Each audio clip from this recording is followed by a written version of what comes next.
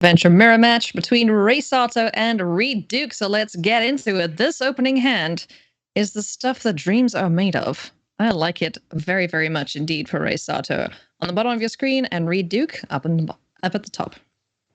Yeah, pretty great hands for both players, actually. Yeah. Reid has the exact type of hand you actually want when you're on the draw in the Gruul mirror. It's not as fast, but it has access to double Bone Crusher Giant as well as a copy of the Fire Prophecy. So just a more controlling draw from Reid can potentially let him keep up with the hand that Rei has on the play. Yeah, certainly want to have a few pieces of removal for these pesky little 1/1 creatures that do become bigger with each land drops. A Bone Crusher Giant taking care of the Brushfire Elemental as we get things underway here with Lovestruck Beast, as well as the Heart's Desire token, just swinging in for 1 point of damage. Yeah, Reid making sure to main phase that stomp from the Bone Crusher Giant just to make sure that Rei isn't able to play something like an Evolving Wells or Fabled Passage on his turn, and essentially blank Reid's removal spell on the Brushfire Elemental. So those are easy to remove, though. What do we do about this Lovestruck Beast, though, is what Reid Duke is thinking at the moment. So a couple things that he could start running out. Wants to get Edgewall Innkeeper down on turn 4 along with one of the Bone Crusher Giants. But what's the best line here, do you think? Typically in the Gruul mirror, it's not so much about removing the Lovestruck Beast as it is removing the 1/1s that allow the Lovestruck Beast to attack. You can overwhelm the Lovestruck Beast later on in the game when you start doing things like Great Henge and Embercleave. Until then, you just want to neutralize it and stop it from attacking as much as possible. Notably for Reid, he actually opted not to play his Edgewall Innkeeper there. I expect at beginning of combat, we're going to see him stomp down the 1/1 that is in play, assuming Rei doesn't play a backup 1/1 to allow the beast to attack. And then that would allow Reid to untap and play Edgewall Innkeeper plus a Bone Crusher Giant from the Adventure Zone at the same time and guarantee that he gets the card before Rei is able to remove the Edgewall Innkeeper. Oh, we're seeing exactly that. Stomp on the 1/1, so Bone Crusher Giant not able to attack. Gonna follow it up here with a Bone Crusher Giant without playing the stomp side of things, so Reid happy to miss that stomp on one of the small creatures, but now we're going to be able to see Edgewall Innkeeper get value off of the adventure creatures that are hanging out in the adventure zone. Yeah, as it stands, Rei is still feeling extremely good about the game because of that one copy of Vivian Monster's Advocate that we see in his main deck. Having access to Vivian here is just going to be so powerful for Rei because Reid at the moment only has that Brushfire Elemental as his source of pressure, and it may even be reasonable, given Rei's board state, for him to just trade off this Lovestruck Beast and make sure that he's able to play Vivian onto an empty board. The last thing Rei wants to see is him playing Vivian next turn and Reid potentially untapping, playing another Fabled Passage, and then representing an Embercleave attack. So I think it's a really good choice from Rei to just keep Reid's board clear and make sure that, considering he has the Haymaker Planeswalker in hand, he's playing it onto an empty board from his opponent. That makes good sense, as this Brushfire Elemental and the Lovestruck Beast are going to trade off here. Let's give him a follow-up play in Fire Prophecy to kill off this Bone Crusher Giant too. But importantly, Vivian Monster's Advocate will enter an empty battlefield, like you mentioned, Money. Yeah, it's going to be really problematic for Reid, who just does not have the tools in hand to deal with this. And this is a one of that we see Rei playing in the main deck. And a lot of times the Gruul vs. Gruul board state won't look like this, where you're able to drop this Vivian cleanly and not have anything on the opposing side of the board. But when you get this exact board state, this card is really difficult to beat. And a continued theme that we've seen over the past 2 days of gameplay now is the Gruul players and players against Gruul are continuing to prioritize keeping the board clear from their opponent. As long as Gruul doesn't have creatures in play, the fear of Embercleave and the Great Henge is not there, and that's something that we see as a continued theme in these Gruul matchups. Yeah, it's so important. As soon as a big creature enters the battlefield, you've got to know that the threat of one of those powerful artifacts is looming. So just giving yourself a little bit of a breather, making sure there's no creatures on the battlefield. As we do see now, there's the Edgewall Innkeeper along with the Bone Crusher Giant, fans the Primal Might off the top of the library. So that'll do really well to get rid of one of the blockers and possibly clear the way to get to Vivian in the next turn. You see Reid prioritizing mana development highly here and actually chooses to play Kazandu Mammoth as Kazandu Valley just to make sure that he has access to more mana next turn, because right now he's feeling behind and he realizes he needs to be able to do more with his turns. So having guaranteed access to 1 extra mana may be the difference depending on what he draws, and that means that he's going to let go of the creature in favor of the guaranteed land. Plenty of things still to do for Reid Duke as the turns pass back to Rei Sato. It's going to swing in with the Vigilant Beast. And see if the Bone Crusher Giant wants to boogie, but it does not. No surprise there. Stomp going to come down. No, go ahead. Sorry. I was going to say Stomp threatening to come down and get rid of the Edgewall Innkeeper, but instead we're going to go for the Lovestruck Beast first and foremost. See what we can find off the top of the library with Vivian's ability. Yeah, Rei just changing a sequencing there, realizing that he'd rather know what he's dealing with since he's planning on playing the Lovestruck Beast off the top of his library anyways, and sees the Edgewall Innkeeper. It doesn't actually change anything, but at least he's operating with better information. And I was going to mention that this is one of the cool things we're seeing about Vivian Monsters Advocate is when we first saw Vivian, it was, okay, 5 mana Planeswalker, powerful, but how good is it going to be? And it was a bit overshadowed by being in the same set as Luca, which was another 5 mana Planeswalker, but significantly different power level. But here in the standard format, we're seeing just how powerful the choice of which counter to put on these tokens is. We see against decks like Rogues and Esperiorian, typically they're choosing reach counters because you want to protect your Vivian from their flying attackers. But here in the Gruul matchup, just having access to vigilant attackers to also be able to defend on your opponent's turn has just proven so powerful that typically it's the counter of choice. Yeah, very versatile Planeswalker, just being able to protect itself, give you value, add to the the discounts that you get from the Embercleave and the Great Henge. So all around, it's been one of the more impressive Planeswalkers as of late. As we see now, Primal Might take care of the Edgewall Innkeeper, shutting off the Lovestruck Beast, and making sure that there's no extra value being gained off of the Bone Crusher Giant.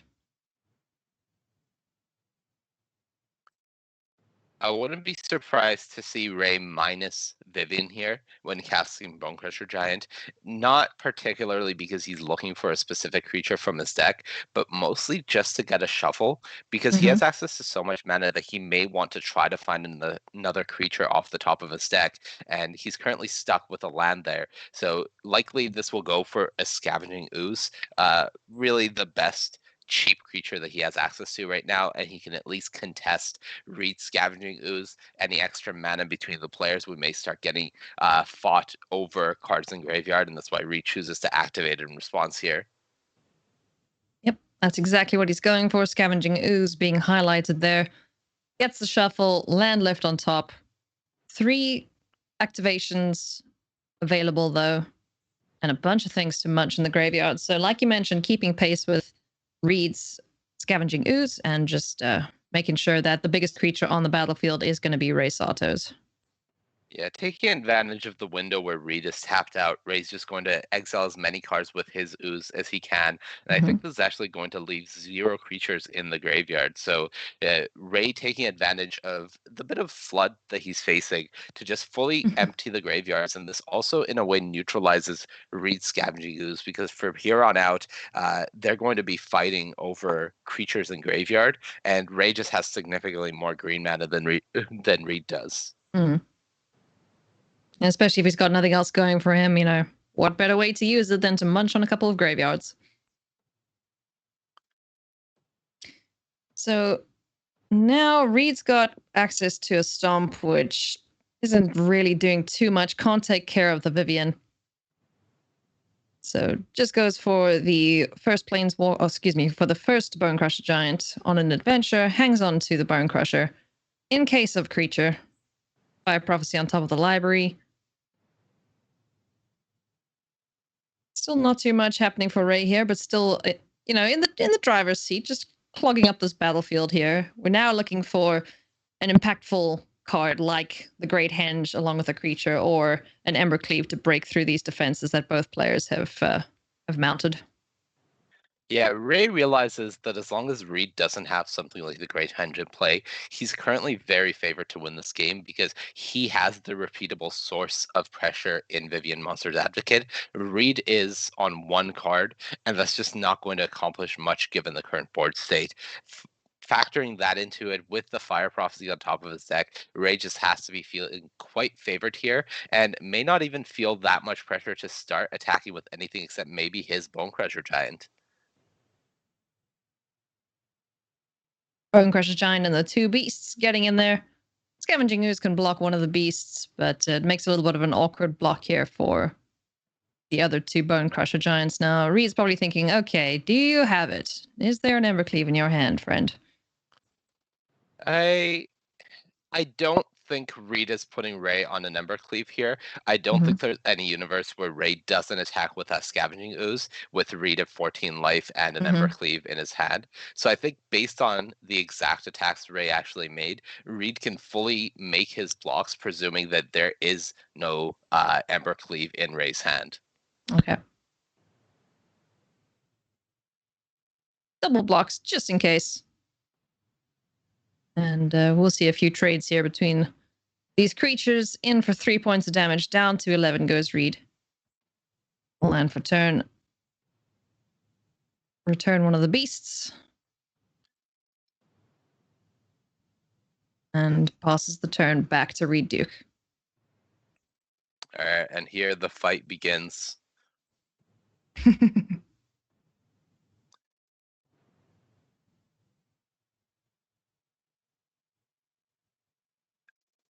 I mean, for Reid, is there even a point to battle over this, knowing that there's just so much mana left over?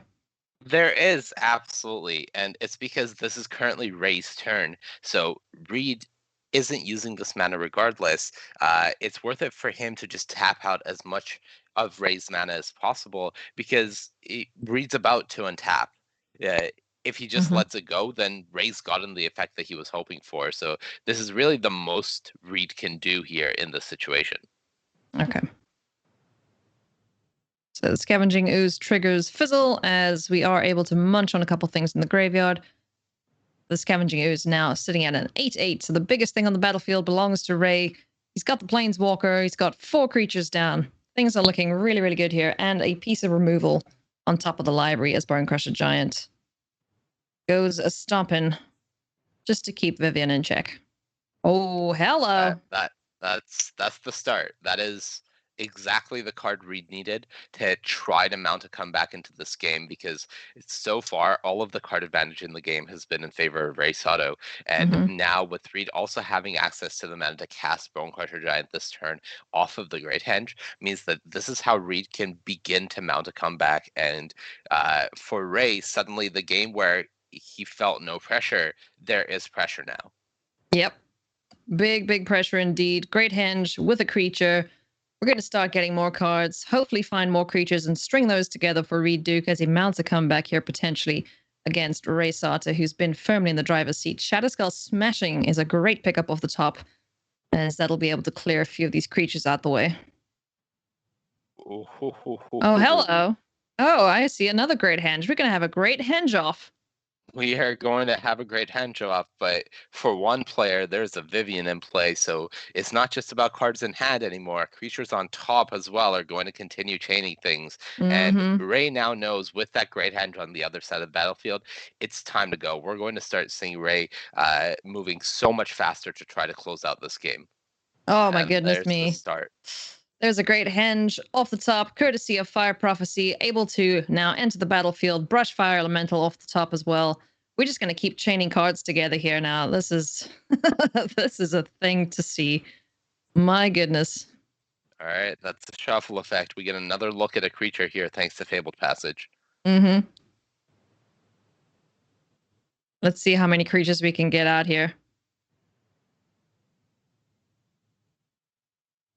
Give it the old shuffle. Get some red. There's a Love Struck Beast. That gives the Love Struck Beast back a 1/1 to be able to attack. Oh, no, wait. We can't cast that off the top. We can't cast Harsh Desire. Rei is currently doing the math about whether he could potentially get lethal by minusing Vivian to try to get a Brushfire Elemental into play. Irrelevant because he finds one there, and we're going. All right, we should be back up, my friends, as the rope goes down, and here comes a big old swing. A tackle, says Rei Sato. Reid's best blocks still have him taking 8 damage here, and with what the board state is remaining, it's not looking good for Reid's comeback odds here. Not at all. Needs to find a creature off the top and just start stringing things together. Shadowskull Smashing doesn't even help that much at this point.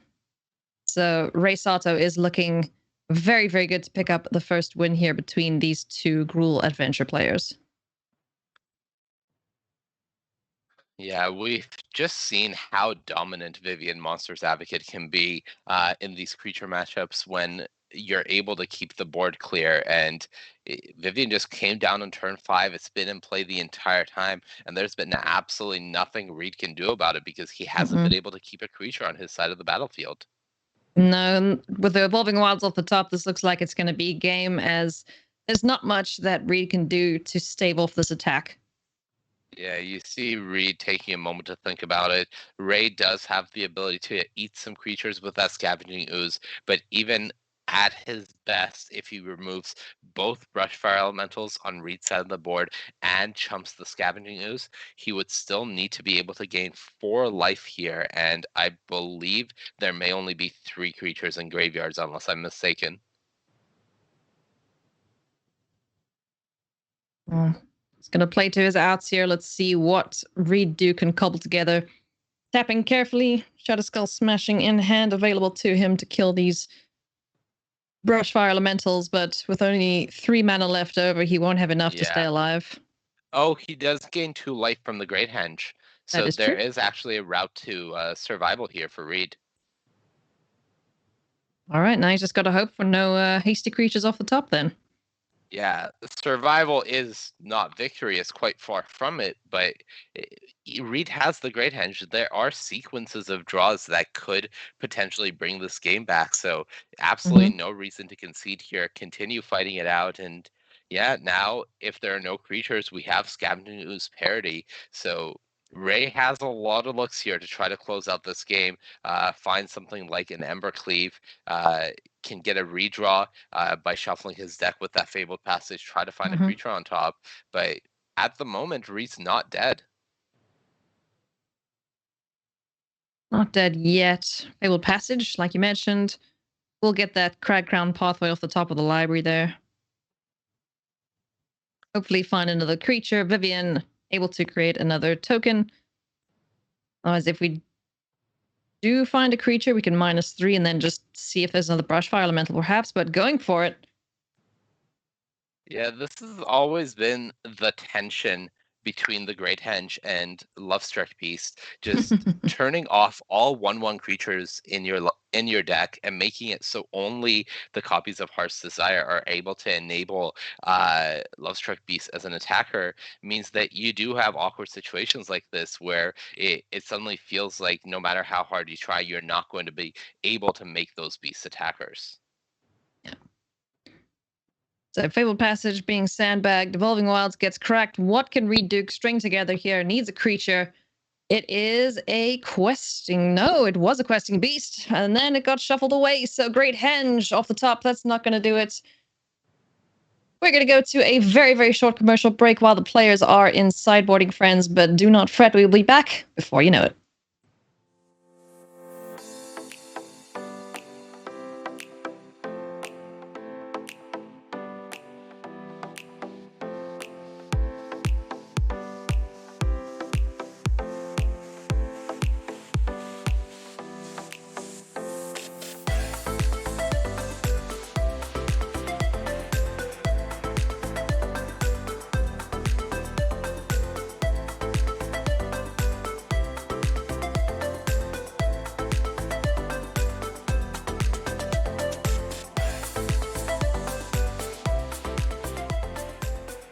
Welcome back to the League Weekend, friends. I'm Ailey Loney alongside Monty Devuti. We are watching Reid Duke versus Rei Sato in a Gruul Adventures mirror. Rei Sato just picked up the first victory as we are now in sideboarding. So what do you do in the mirror match, Monty? This is something that I've been wondering a lot about recently. Rei's copies of the Corona War have come in. The second copy of Vivian Monster's Advocate has come in. We actually see one of his Ember Cleaves getting taken out. So a bit more mid-rangey now. We have access to the Planeswalkers, really valuing reputable card advantage and reputable pressure. And we saw why exactly in game one, as that was really the key to Rei's victory here. So it should be a great second game here indeed as we take a look at the opening hands. Edgewall Innkeeper into Ooze with 2 great henges. Not exactly what you want to see, but keepable indeed. As we get things underway here with Heart's Desire. Pass the turn back to Rei Sato.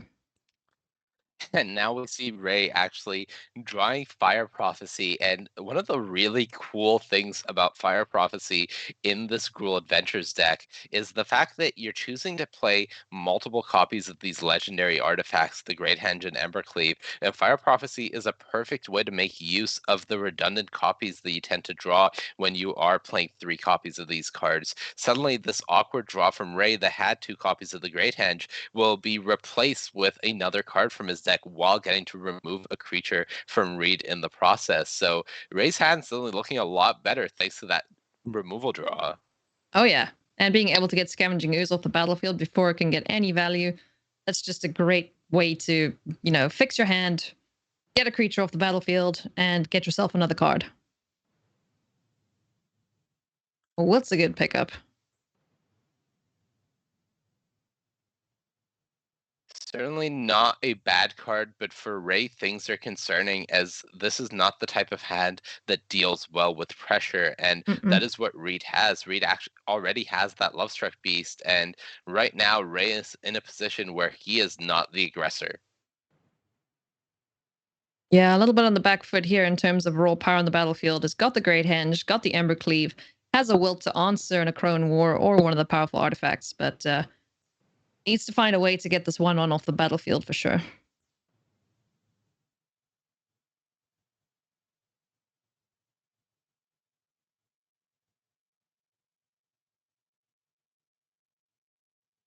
Little unfortunate to pick up the Evolving Wilds there. Would have loved to have gotten the Crone War down.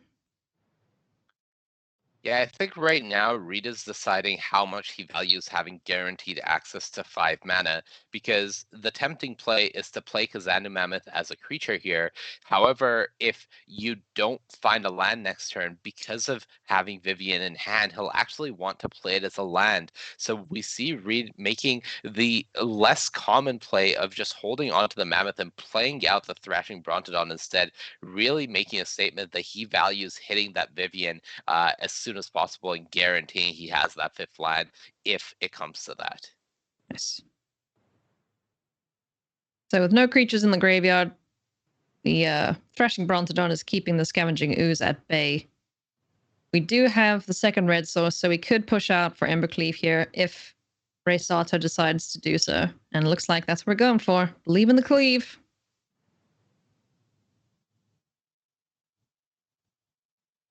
Believe in the cleave indeed, and yeah, taking advantage of the window where Reid isn't able to activate the Thrashing Brontodon. Rei is saying that if you're willing to do it, I will trade my Edgewall Innkeeper for your Thrashing Brontodon if it means I get to keep my Embercleave. Yeah. That's pretty big for Rei Sato.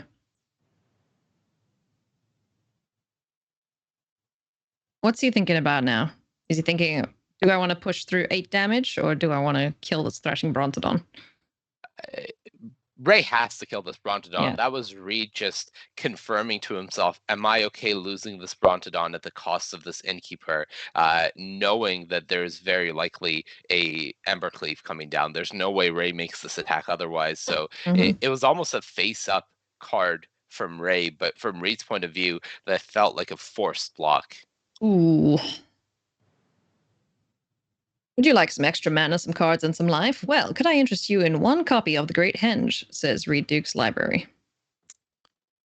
Yeah, here we're going to, I believe, see Reid actually play the Akroan War, feeling Hmm. like he needs to continue putting on pressure and not allow Rei to have access to that turn with Scavenging Ooze and Embercleave. We'll also probably see the Khazandu Mammoth come down as a land, just to make sure that Reid does have access to the 5 mana we talked about earlier. But this is the exact type of turn where you love to see the Akroan War, where it's going to clear off Rei's board, shut off anything like the Great Henge and Embercleave, and really force Reed's hand to have an answer or be able to get on the board, something that so far Rei has shown that he can't do very well here. Swinging in here with a Love Struck Beast. Opts to go for the Great Henge instead of the Akroan War. Perhaps want to steal it once it's got the Embercleave equipped. Just for good measure. Perhaps maybe actually valuing using a Crone War on a future turn where Rei is trying to leave up a blocker and hope able to steal lethal that way, especially if something like a Questing Beast was to come down from Rei. That would be a lot of value for Reid to be able to steal that. But as it stands, this line is going to get heavily punished by Rei's exact hand. Rei is now able to potentially do something like wilt this Great Henge, equip Embercleave, and attack pressure lethal back, or go wider on his side of the board with that Lovestruck Beast. The options are now available for Rei for what he wants to do to answer this line from Reid. So let's see what it is that Rei Sato goes for here.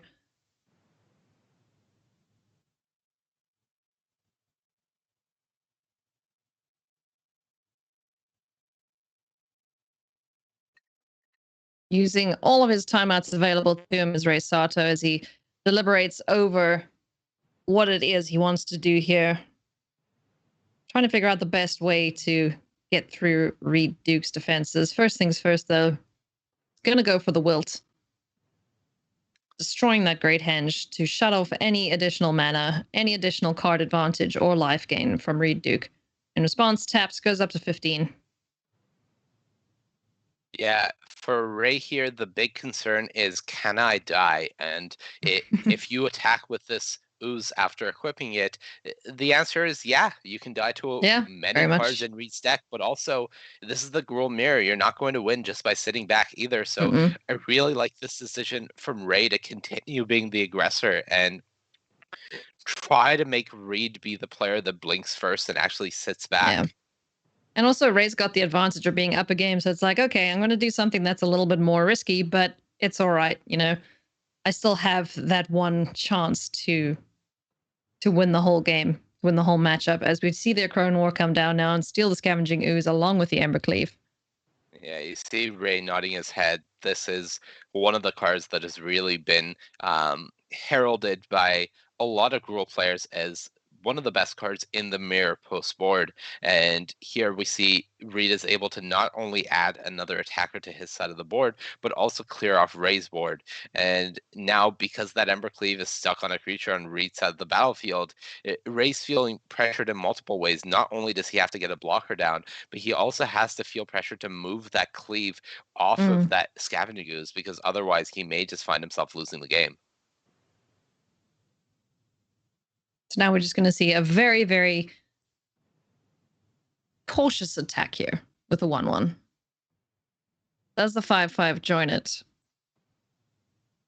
This feels a bit too cautious to me. I think Reid may be worried about exactly Brushfire Elemental plus land off the top to end up dealing lethal here, but I don't think you can afford to be that cautious in this position because if Rei was to present a board presence and move that Embercleave back, your entire attacks would just be shut down. So I like this line for Reid, realizing that he does need to be aggressive to close out this game. And I think given that Shatterskull Smash and draw, this is going to be a game over in short order for Reid Duke. Yeah, it's a little bit of an awkward situation because you want to play the Love Struck Beast. You want to play Heart's Desire along with it to be able to attack next turn. And you also want to be able to re-equip that Embercleave, but unfortunately, you can't do that. Shatterskull Smashing takes 3 of your life to come in untapped, which is what you need to do all those things. Yeah, Ray really thinking about, do I have any outs? And Mm-mm. he realizes no.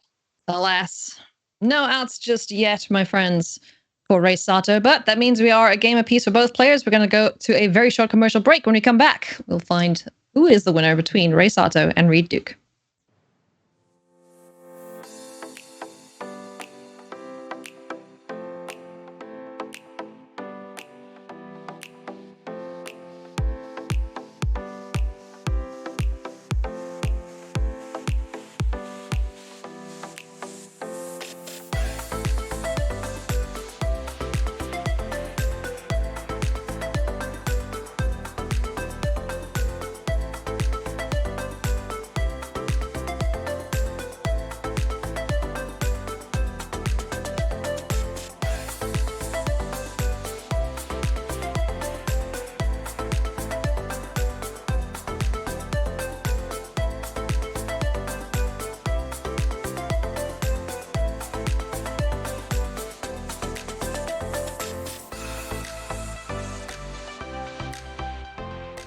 Welcome back to the Magic League weekend, friends. We are watching Reid Duke versus Rei Sato, a Gruul Adventure mirror. And we're checking out the sideboarding here. Reid Duke making the last few changes to his main deck configuration. And we are ready to rock and roll. Let's ride along here with Reid Duke and see how this game unfolds. So, Mani, any predictions so far or at this point in the game? As it does tend to be in the Gruul mirror so far, we have seen the player on the play has won each game. So Ray has to be feeling at least mildly favored here in this third game, as he does have the play available to him. But so far, it looks like Ray is actually mulliganed once. So we'll see if his mulligan to 6 serves him better. And this isn't really the type of 6 you want to see. Having both Embercleave and the Great Henge in your opening is very clunky. And on the other side, Reid has a great draw.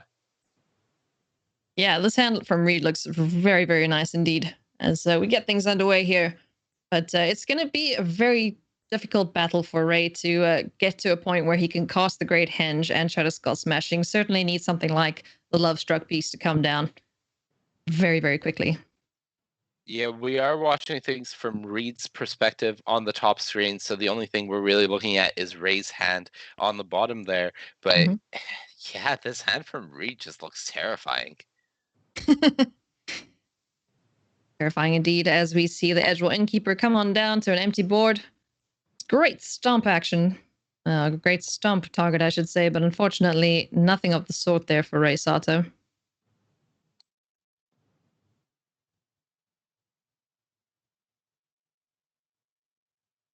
I think this is a good opportunity for Reid to just clear off this Innkeeper. Primal Might for 1 would probably be the choice. And this would allow him to have a curve of something like Kazandu Mammoth next turn into Innkeeper Lovestruck Beast the turn after that if he would like. And just keep pressure on while continuing to keep Ray's side of the board clear. Oh, here we go. Finding Fire Prophecy does Rei Sato. This will be a good way to just get one of these artifacts back into the deck. Find something a little bit more impactful at this point in the matchup and just help him keep up with whatever Reid's doing. Yeah, Fire Prophecy helps a lot. I think this is exactly the reason we're seeing people opt to include it in Gruul decks. Yesterday, I said that it wasn't a regular inclusion, but that's actually not true. As we're seeing, all the Gruul decks this weekend have tended to feature some copies of Fire Prophecy, whether in the main deck or sideboard or both. So it is becoming the norm, and part of that is because it does just play so well into this consistent game plan that Gruul is trying to have, just making sure that any clunkiness that may be happening because of these legendary artifacts, these more expensive artifacts, is mitigated by this card selection that is tacked onto a removal spell. Yeah, it's a very uncommon thing to see for an aggressive deck, just to be this consistent. You know, just having this game plan of I'm going to beat you up with my big dumb creatures, but I'm also going to draw exactly what I need. I'm going to curve out perfectly most of the time, and then I'm going to kill you with an Embercleave or card advantage, pretty much. So, yeah, it's a very, very interesting build, and you know, something that we're not used to seeing for the aggressive playstyles. as we see the Kazandu Mammoth taken care of by a prior prophecy from Rei Sato, sends back the Great Henge, and finds a Bone Crusher Giant.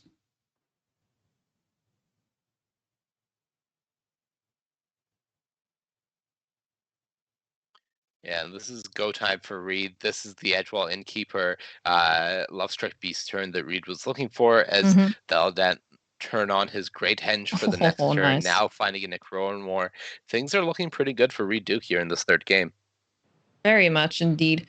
And, just being able to steal like a Scavenging Ooze or something, clear the way, and then, just start pressuring the advantage or pressing the advantage with the Great Henge, followed up by the Bone Crusher Giant, and just clearing the way with Shadow Skull Smashing. Things are looking very good here for Reid Duke. On the other side of things, though, not looking so hot for Rei Sato, not having any more removal spells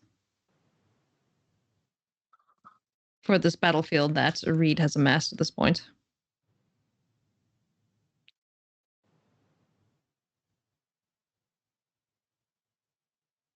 So what's the consideration here for Rei? Like, what's going through his mind at this point? He's thinking whether he's desperate enough to just play Edgewall Innkeeper and Bone Crusher Giant as a creature here, whether he has time to stomp this Edgewall Innkeeper from Reid. And it's hard, as you saw, Rei was just kind of suffering there because none of the options available to him were good. And it was really just a matter of what is the best of these bad lines, and no real saving grace there, as just continuing to try to carve out a space for himself on this board, but he's falling further and further behind, even though he is growing the Scavenging Ooze. Pretty quick decision there to get the Great Henge down the battlefield from Reid Duke with Scavenging Ooze in hand. Shadow Skull Smashing available as land or as a removal spell, as we see 5 points of damage swinging in there with the Lovestruck Beast. Here comes the Scavenging Ooze, and replaces itself with another Scavenging Ooze. So this engine for Reid is really getting going now. Yeah, the decision for Reid was made much easier this turn by drawing the Scavenging Ooze. Having a guaranteed creature that you could cast without having to use the Shadow Skull Smashing as a land meant that Reid had a pretty clean turn available to him, and now he's just developing further and saying that I have multiple types of cards on the battlefield that you need to answer, Rei, and considering you only have 2 cards in hand, this is not going to be easy. Oof. Embercleave on top of the Scavenging Ooze, in for 12 damage. Down to 7 goes Reid. And now I think we're going to see an Necroan War. Yeah, this is time. This is why you have the Necroan War in your deck. By clearing off the only creature on Rei's side of the battlefield, it's going to be a big ask from Rei to have something here to present a meaningful threat. You're able to play a Scavenging Ooze as well as backup. You could just leave up Stomp if you would like. There's so many options available to Reid that would prevent the lethal outs from his opponent. The exact sequence that Reid has to be concerned about here is something like Brushfire Elemental with a fetch land from Rei, and otherwise, barring that, it's just going to be pretty easy for Reid to close out this game. Yeah, for sure. As we see the Necroan War come down now and take the Scavenging Ooze, stealing the only threat on Rei Sato's battlefield, and start swinging in. If there were 4 creatures in the graveyard, we could have had Reid Duke could have had lethal with a stomp to the face as well, with the creatures all attacking, which would have been pretty sweet. But I don't think 4 creatures have died this game. Yeah, and you see Reid really considering whether it's safe to attack with that Scavenging Ooze. May opt just not to do so, play it safe. And again, the big consideration here is, do I die if my opponent has exactly Brushfire Elemental, something like Fabled Passage or Evolving Wilds, and an Embercleave on top of it, which would be a 6/6 creature with double strike and trample. So it would be presenting 12 damage. So exactly lethal through a single Scavenging Ooze, which is why we see Reid actually opt to keep both back, saying that that's the only out for you, Rei. I'm going to play around it. I'm not going to play into it. And I think we're going to see this game go in favor of Reid Duke. Oh yeah, it's just a matter of time now as Rei Sato goes through all the options available to him, and there aren't that many at this point. So just this massive battlefield, a stolen scavenging ooze, and an ember cleave. There's not much that Rei Sato can do in this position. Can play out the Edgewall Innkeeper as well as the Bone Crusher Giant and hope for something. But at this point, I don't think there's anything that they can do, Monty.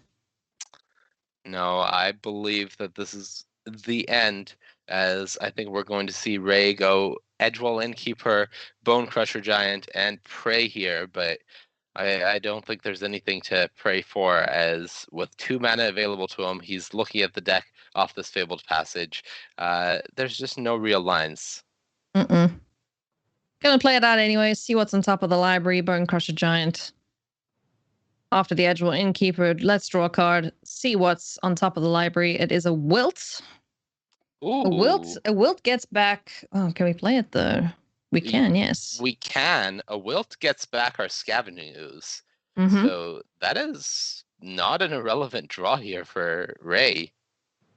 Does need to upkeep this Wilt, just to make sure that a Chrome War doesn't get a second chapter off, forcing your creatures to attack the next turn. But Wilt is the only relevant card that Rei could draw there. It was the out that he was playing to, and yeah, very well played. I don't think it's going to be enough because of these copies of Shatterskull Smashing in Reid's hand, but Rei continues playing to his outs and tries to survive here. Yeah, so very heads up to do it after the untap, just to get the blocker back, double strike and trample. As now Reid has a little bit of a tougher time to pick up this victory here against Rei Sato. But still looking in Reid's favor as Shatterskull Smashing now is on the stack. It's going to go after one of these... Oh, 2 of the creatures, excuse me. I believe this is lethal because of this land from Shatterskull Smashing. Reid will be able to deal 3 and 1 to the Innkeeper and the Bone Crusher Giant, attack with all of his creatures, and yeah, this line will work, but I believe Reid actually has guaranteed lethal here. If he Shatterskull Smashings the Innkeeper and the Bone Crusher Giant, he would have then still had 2 mana up, attack with everything. Lovestruck Beast would get blocked by the Ooze, 7 would get through, and then Reid could finish the game by stomping the face. This line will also work in 2 turns, but it does give Rei 1 more draw step, though there just isn't a draw to finish the game. So either way, the game is going to end there. Reid Duke picks up the victory in this Gruul Adventure mirror match. Also had the option to Scavenging Ooze the 2 creatures that were killed to get the extra 2 points of damage through. But, you know, one way or another, the victory goes to Reid Duke. We're going to count that as a miss-lethal for Reid Duke. You know what, Haley? I'm taking we'll count it as a miss-lethal. You miss-lethal, Reid Duke, but not that we ever say that to his face. All right, well, an excellent matchup there between the 2 very, very good players in the Gruul Adventures mirror match. Monty, any final thoughts on that game? Really, I think it's just that both players had a bit different builds of Gruul, but what we saw was maybe Reid getting rewarded for his choice in the Chrome War. It ended up being relevant at multiple points in that second and third game. And yeah, just that's kind of the nature of the Gruul mirror is if you get bogged down on those early heavy artifacts, you can really tend to get punished for it, as the Gruul deck is trying to snowball and is trying to hit those artifacts at the right points of the game, and sometimes it just doesn't happen that way. Yeah, and possibly also why we're seeing a few trims here and there of the expensive artifacts, just to make sure you're not stuck with too many of them in your opening hand. So we're going to go to an interview with Reid Duke, so let's see what he has to say about that match.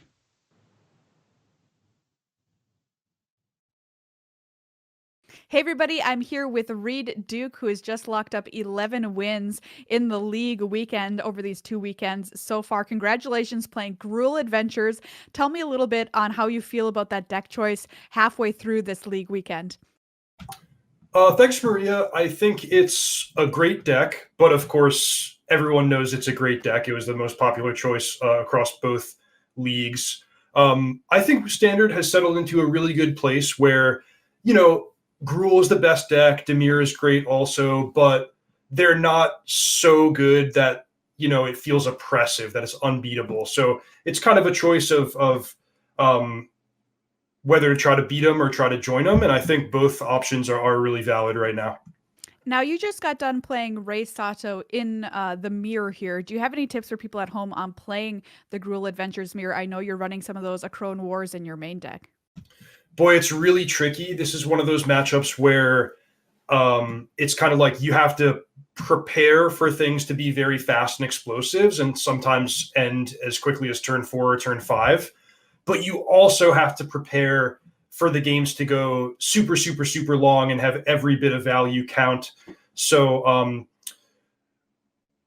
well, first of all, I had great hands in those 2 sideboard games that, the viewers might have just watched. So I had the luxury to kind of play things out the way I wanted to. But little plays that I look for are things like, let's wait till turn 4 to play the Edgewall Innkeeper and an adventure creature in the same turn in order to guarantee the card draw, as opposed to just playing the Innkeeper on turn 1 and having it get stomped and then you never get value out of one of your strongest cards. So just looking for little places to gain small advantages and, knowing when to play around things and when you have to just kind of cross your fingers and hope to get lucky. One kind of funny example was on the final turn of both game 2 and game 3, I was worried about Rei having a haste creature and equipping the Embercleave that was already on the battlefield. And in game 2, I decided, well, the game's close enough that maybe I shouldn't try to play around everything and I should just attack. And then in game 3, I decided, well, actually this time I'm far enough ahead that I think I can beat, a lot of different combinations of cards. So I decided to hold back and not attack with all my creatures. Anyway, just an example of, you use your judgment based on the game state. And these rival league weekends, I went through your Twitter a little bit of snooping, and last time we had one of these league weekends, you tweeted out that your first 5 matches were all against world champions. Like, what does it feel like to play against such amazing players so consistently and have to do well basically in every single match because these points are so, so important, and having to do it from your house? Yeah, it's really quite an experience. I guess the word is just it's intense. I mean, it's really enjoyable because I think if you talk to a lot of players in the league, this is kind of what we live for, is to pit ourselves against the other great players and see who comes out on top. But it's very much like every match is stressful, and I've been fortunate enough to not go on a terrible losing streak in either of these weekends, but I know how that feels too, where it's like, oh, I'm 1-4, and I know that my next round is against a former world champion, and I'm just never going to get a break, And that's you've got to have the right deck choice too for each one of these weekends. Yeah, that's a sweat too, because these people are really smart. They're always 1 or 2 or 3 steps ahead. So there's always the fear that you register your deck and then you find out on the day of the event, oh boy, everyone's got my number. It's going to be a tough weekend. Well, congratulations to you doing so well so far with those 11 wins. Best of luck to you the rest of today and indeed through the rest of the league. Reid Duke, thanks for talking with me. Thank you, Maria. Bye.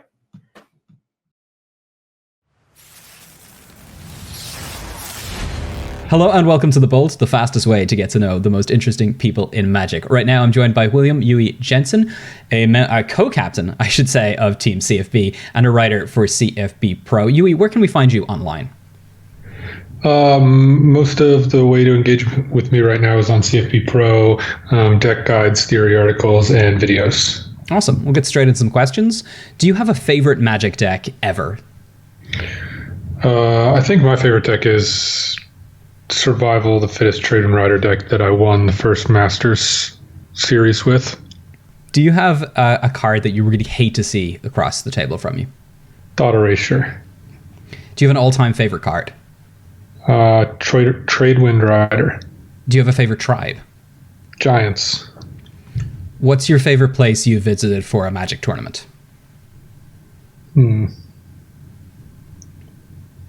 liked a lot of places, but Las Vegas, Barcelona, Sydney, Tokyo are among my favorites.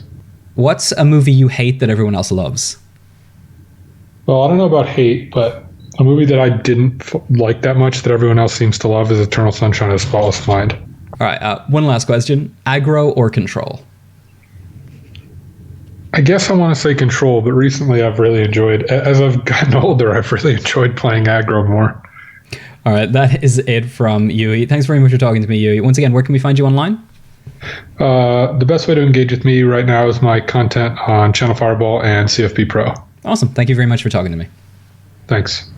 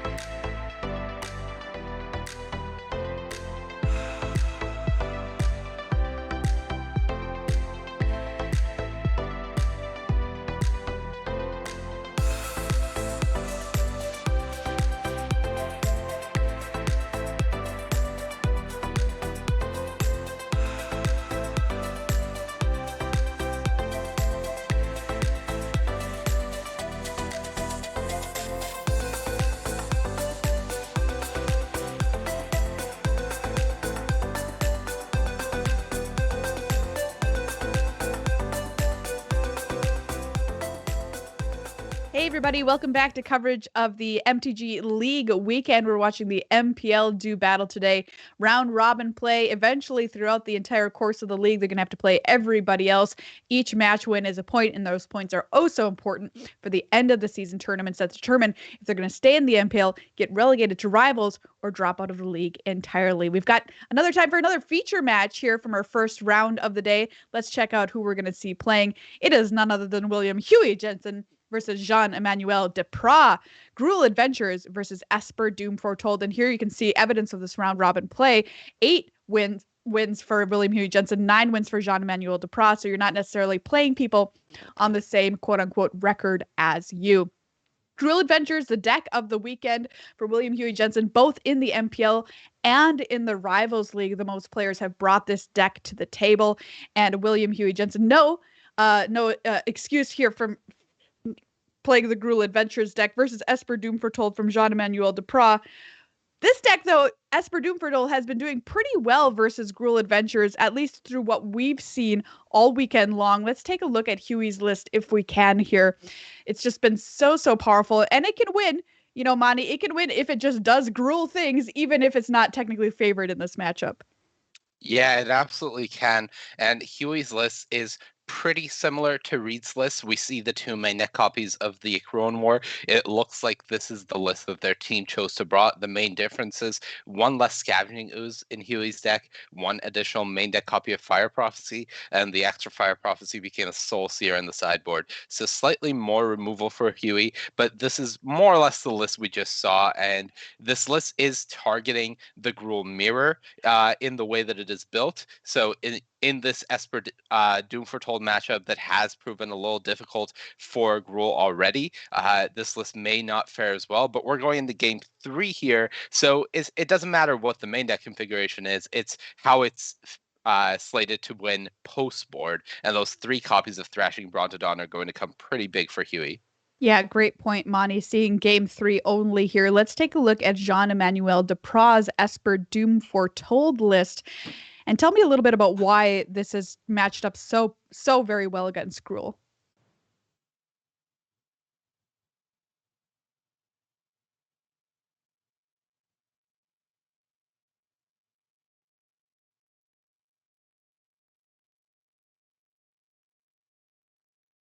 value from your cards like Elspeth Conquers Death, Elspeth Nightmare, and Skyclave Apparition means that this Gruul deck that is really counting on just having one or two large creatures on the battlefield can typically tend to suffer, and Doom Foretold does a really good job of making sure that even if Gruul has some tokens in play, you're able to still get rid of their more problem permanents like the Great Henge. So a lot of the cards in this deck just really line up well against Gruul and do a good job of preventing them from having those aggressive starts that they're looking for.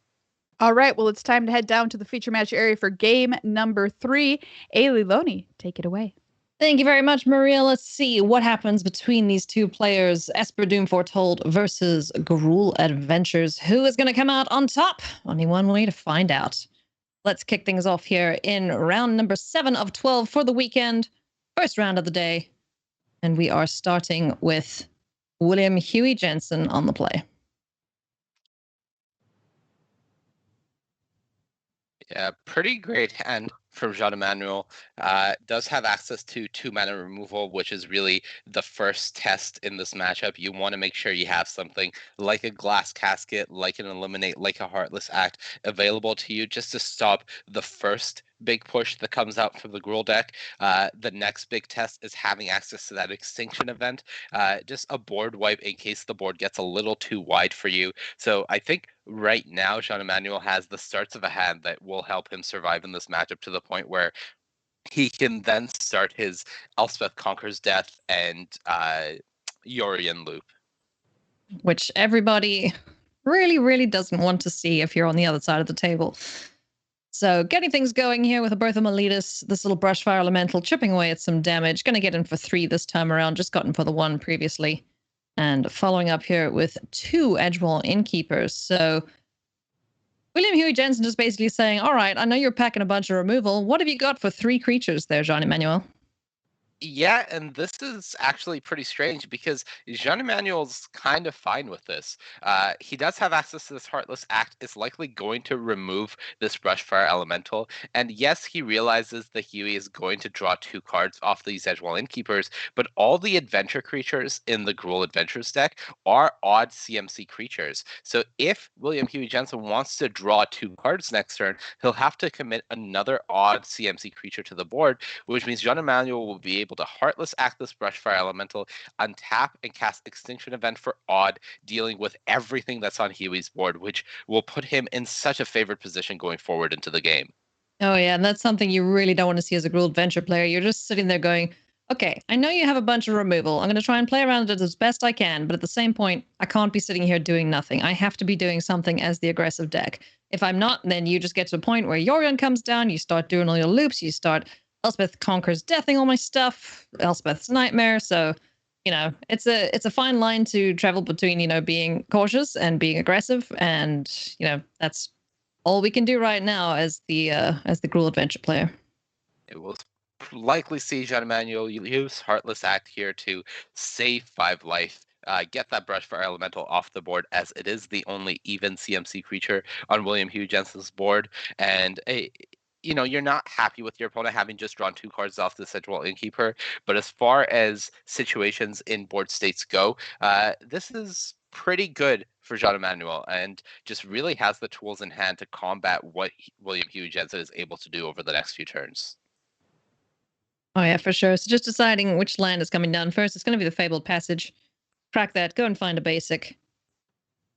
And then deal with this battlefield. Even in the 80-card deck, you see Jean-Emmanuel take a moment, look at the bottom of his library, see what he's already scried or put on the bottom, because you want to make sure that you're not shuffling too much into your deck if you're using this Fabled Passage. You want to make sure that whatever choice you are making on these turns is the one that statistically gives you the best draws going forward. Yeah. Negate is the draw for Jean-Emmanuel as the turn gets paused back. Lovestruck Beast, 2 Heart's Desire tokens. Do we just go for the Elspeth Conquers Death here as Jean-Emmanuel?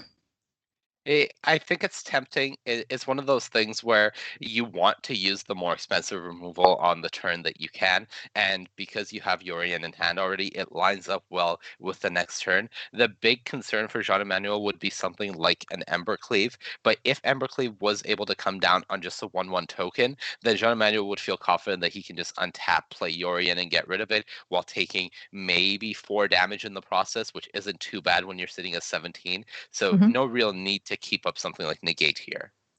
Yeah, and as you said, with the Yorion Sky Nomad in hand, if there was an Embercleave to come down, Yorion's ability to blink everything, Elspeth Conquers Death comes back and then gets rid of that threat. We can see obviously that there's no Embercleave in hand, it's just a Thrashing Bronzestone, which is a pretty good way to combat an Elspeth Conquers Death before Yorion even becomes a feature. Is Huey Jensen thinking about that? Is he even considering that there might be a Yorion in hand?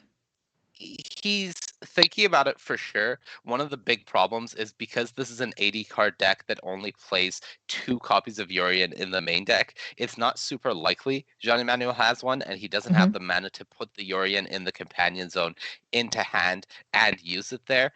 So there was certainly a small temptation for Huey to play 2 3-drops on that turn, but as it stands, Jean Emmanuel is going to force Huey's hand and say, you have this Thrashing Brontodon, I'm going to force you to use it because otherwise it's going to go away to my Elspeth Conquers Death anyways. Yeah. So Huey just taking a moment to think about it. It's going to go for the Thrashing Brontodon sacrifice, destroying that Elspeth Conquers Death before Yorion can get his grubby little, I don't know, mitts? What do you suppose Yorion has? Wings? Fins? Claws, fins. Maybe. Before he gets his fins on it. There you go. I like that. Serpent, right? Yeah. I'm pretty sure it's a serpent. Yes. So, grubby little fins on it. Maybe fins. It's hard to say. All right, pretty good turn here for Huey as he gets Lovestruck Beast and Kazanda Mammoth down. Yeah, but this is really just Huey playing Jean Emmanuel's game plan. He has not dealt damage in 2 turns. Jean Emmanuel is a 16 and still has access to a negate for most of the problem cards in Huey's deck at this point, including the Great Henge, Vivian, and Embercleave. And he has Glass Casket to keep this board in check.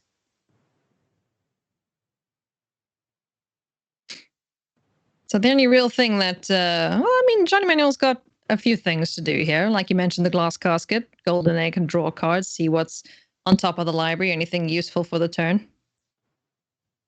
Yeah, I would guess that he's going to start things off with a Golden Egg, see what's on top. The other consideration is not playing Golden Egg this turn, just using Casket, holding up Negate, and putting your other Yorion in your hand may end up being the more mana efficient line. But this isn't really a board that you want to play Yorion on. So while I think that is tempting, I would have probably gone for the egg. But Jean Emmanuel has a game plan here, and it's all about just being safe and giving himself the most options in future turns. Just deciding there between the Mammoth and the Lovestruck Beast. Opts to go for the Lovestruck Beast and swings in here for Yorion Sky Nomad. And all of a sudden, the Sky Noodle thinks that he is the beatdown. Getting aggressive, forcing Huey to have a land in order to attack with that Kazandu Mammoth. And even if he does, I think Jean Emmanuel would be fine with just a chump block on it. No land being played there, though, but we will see the Stomp side of things come down and deal with this wall permanently. Any consideration to negate this? I absolutely think so. Yeah, you can use the tempo positive line, keep your token in play since Huey chose not to play that land to just attack the Mammoth into your token. And one of the big points of that exchange is the 4/3 creature is gone with it. Ooh, that's an awesome draw for Jean Emmanuel.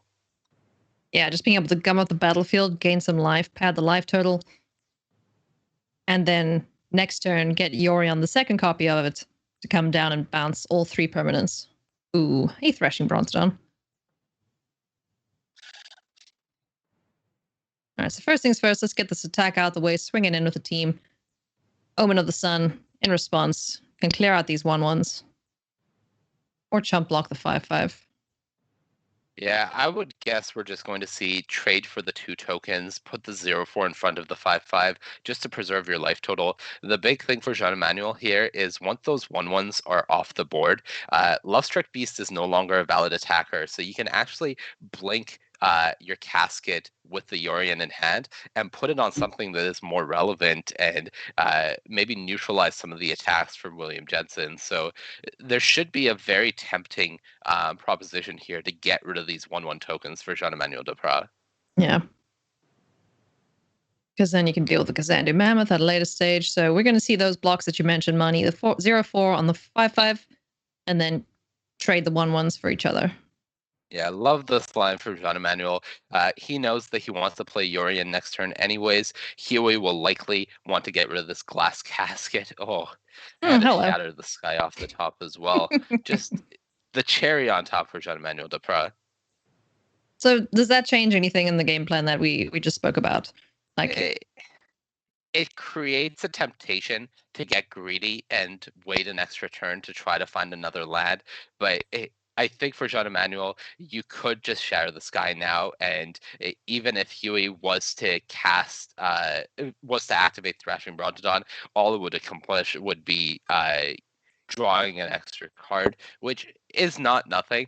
But I think here Jean-Emmanuel has a great option to just play the second Yorion and blink that glass casket, blink that golden egg, and most importantly, blink the other Yorion to do it all again in a turn. Yes, indeed. Also keeping this off the battlefield, away from any other potential thievery from a Crow and War or anything like that, if that's still in the main deck configuration. But like you mentioned now, we're able to bring back the glass casket, still the bigger threat in the Kazandu Mammoth at this point. Yeah, I think so. Now with William Jensen having no cards in hand, this is really Jean-Emmanuel demanding that Huey has something to be able to actually fight this flying power from the Yorion, and Fabled Passage is not going to do it. Not I at love this the point, decision no. points from Jean-Emmanuel this game. It's just been fantastic. Yeah, and a Dance of the Mans just as the cherry on top. There's a negate to prevent, and another Dance of the Mans just to prevent any shenanigans. Stick a fork in him. He's done.